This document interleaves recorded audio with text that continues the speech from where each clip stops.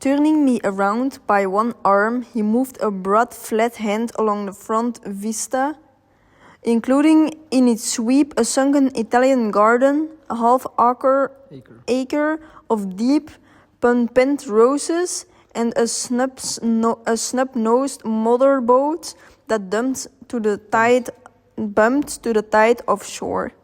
It belonged to the domain, the oil man. He turned me around again, politely and abruptly. "We will go inside." We walked through a high hallway into a bright, rosy-colored space, fragilely bound into the house by French windows at either end. The windows were ajar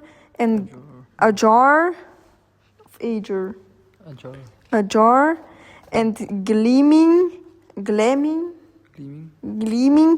white against the fresh grass outside that seemed to grow a little way into the house. A breeze blew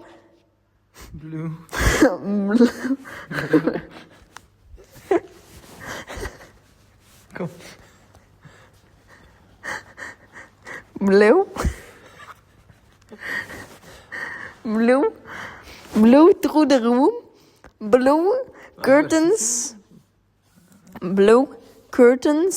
in at one end and out the other like pale flags, twisting them up toward the frosted wedding cake of the ceiling, and then rippled over the wine-colored rug, making a shadow on it as wind does on the sea.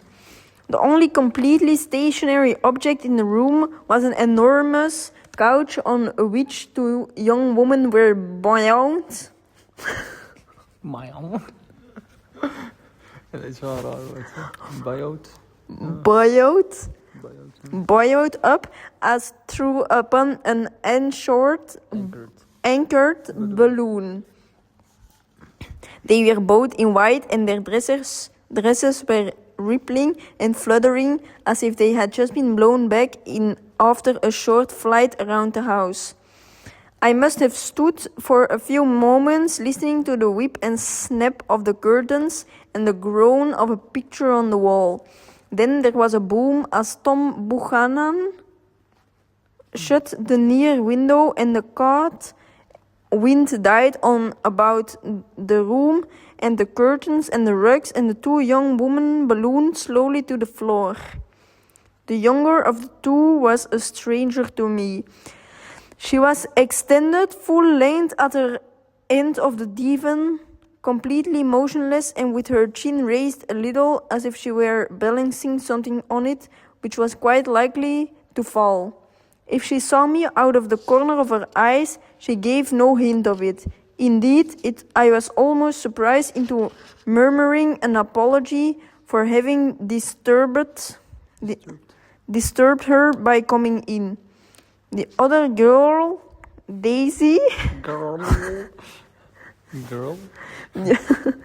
The other girl, Daisy, made an attempt to rise. She leaned slightly forward with a conscientious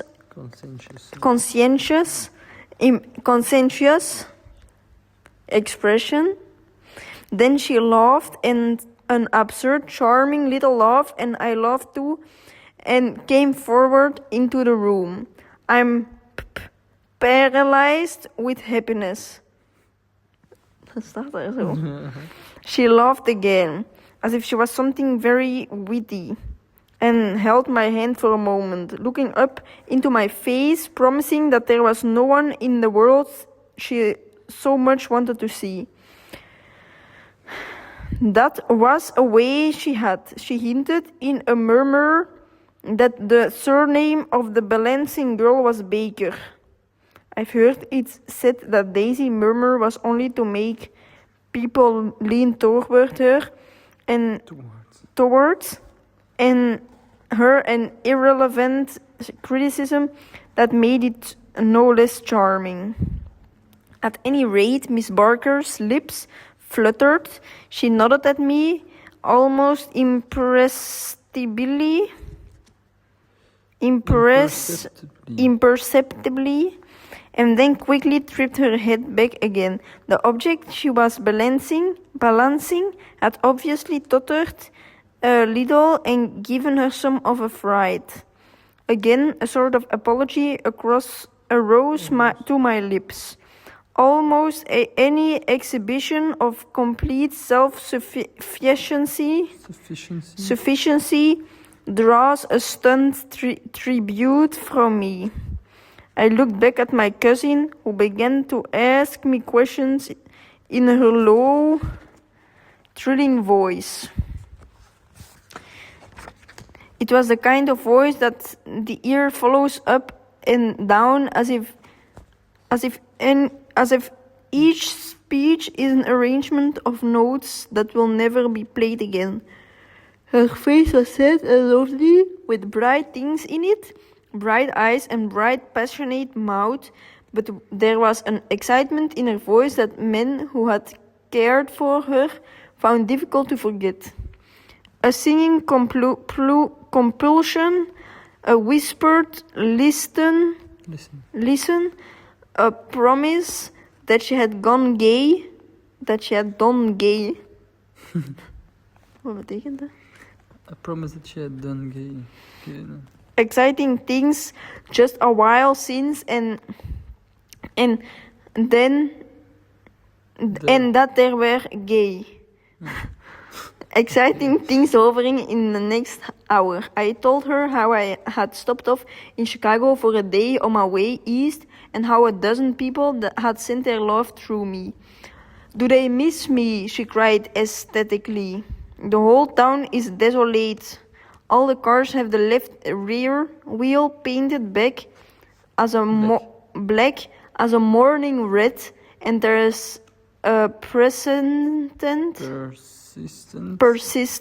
wail all night along the North Shore. All night along the North Shore. How gorgeous. Let's go back, Tom, tomorrow. Then she added irrelevantly, you ought to see the baby. I'd like to. She's asleep. She's 3 years old. Haven't you ever seen her? Never. Well, you ought to see her. She's... Tom Bushen, who had been hovering restlessly about the room, stopped and rested his hand on my shoulder. What you doing, Nick? I'm a Bond man.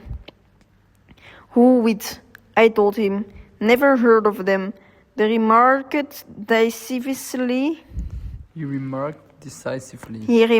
decisively. This annoyed me. You will, I answered shortly. You will if you stay in the East. Oh, I will stay in the East, don't you worry, he said, glancing at Daisy and then back at me as if they were alert for something more. I would be a goddamned fool to live anywhere else. At this point, Miss Barker said absolutely, with such suddenness that I started.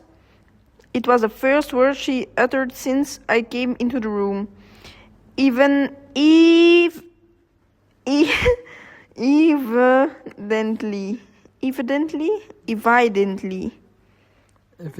Evidently, it surprised her as much as it did me, for she yawned and with a series of rapid, deft movements stood up into the room. Stood up into the room. I'm stiff, she complained. I've been lying on that sofa for as long as I can remember. Don't look at me, Daisy retorted. I've been trying to get you to the New York all afternoon.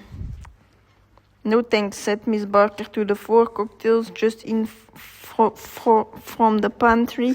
I'm absolutely in training. Her host looked at her incredulously.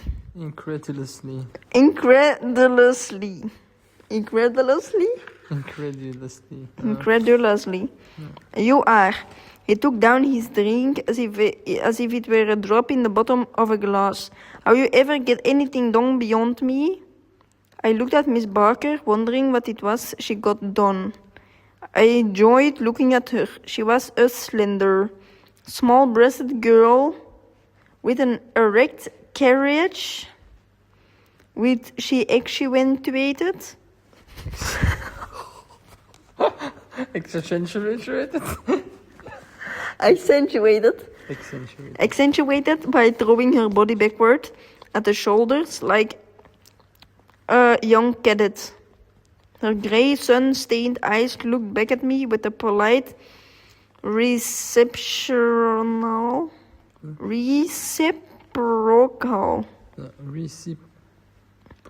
Reciprocal curiosity.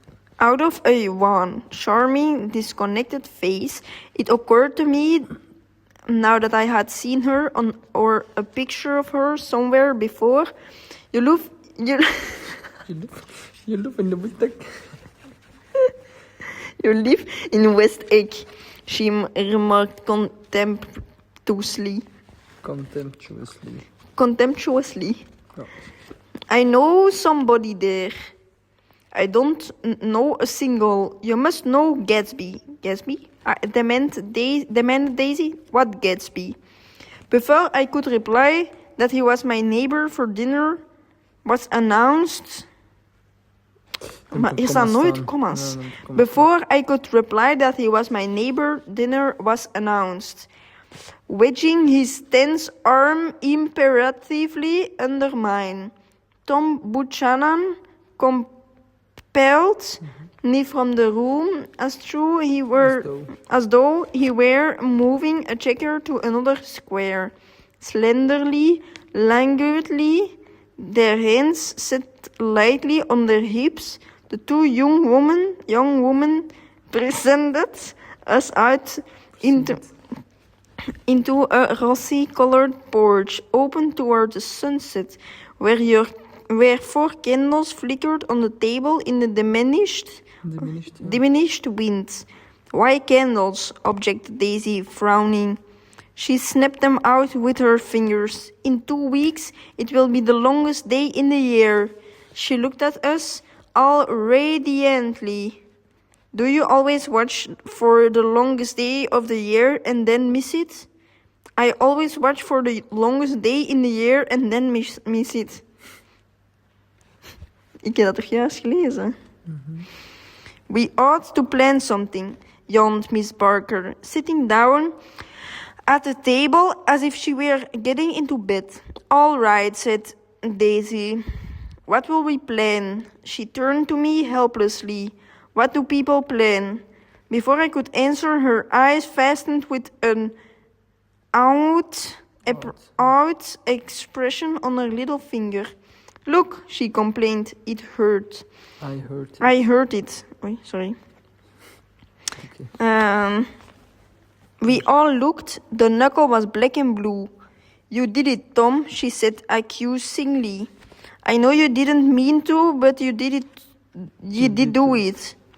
That's what I get for marrying a brute of a man, a great, big, hulking, physical specimen of a...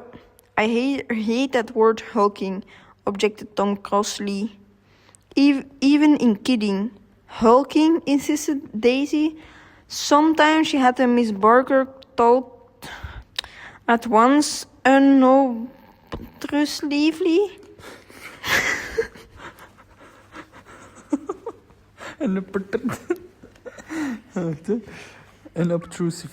Unobtrusively, and with a bantering inconsequence that was never quite chatter, that was cool as their white dresses and their impersonal eyes in the absence of all desire.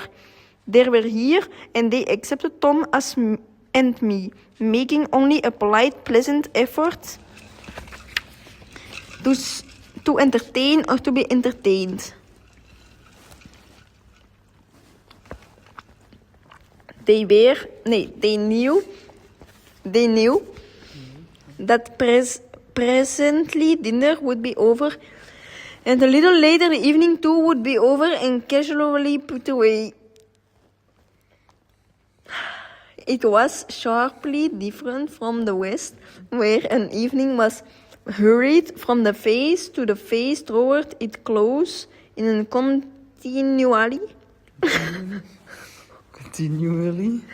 continually disappointment, anticipation, or else in sheer nervous dread of the moment itself. You make me feel uncivilized, Daisy. I confessed on my second glass of corky but rather impressive claret.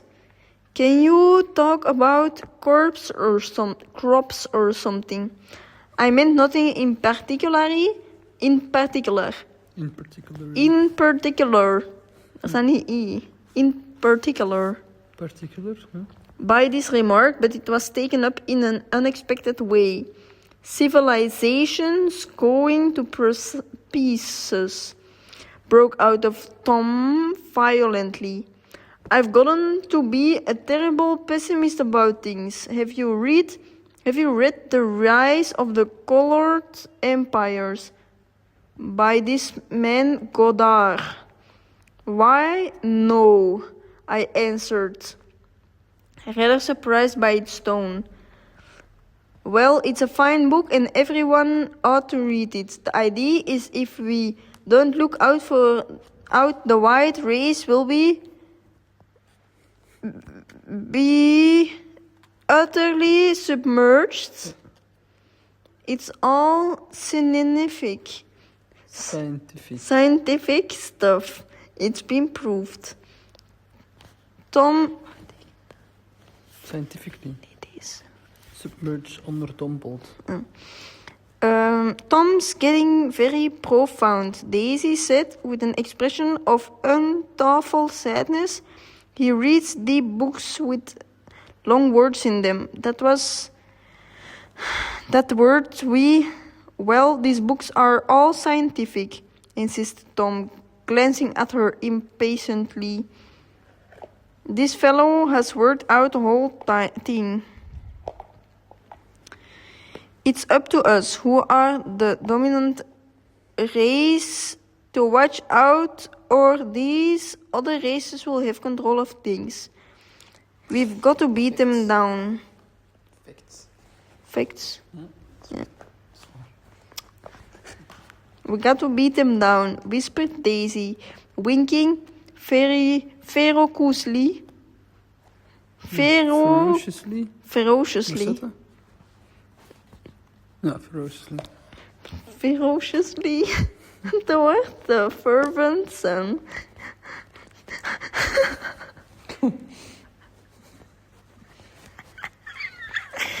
You ought to live in California, began Miss Baker.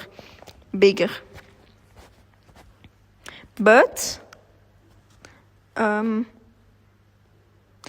Tom interrupted her by shifting heavily in his chair. This idea is that we're Nordics. I am, and you are, and after infinitesimal. Infinitesimal.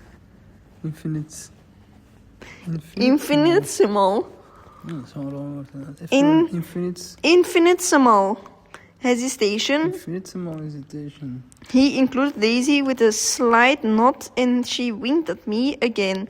And we've produced all the things that go to make civilization. Oh, science and art and all that, do you see? There was something pathetic in his concentration, as if his complacency? No, complacency. Or more acute than of old, was not enough to him anymore. When almost immediately the telephone rang inside and the butler left the porch, Daisy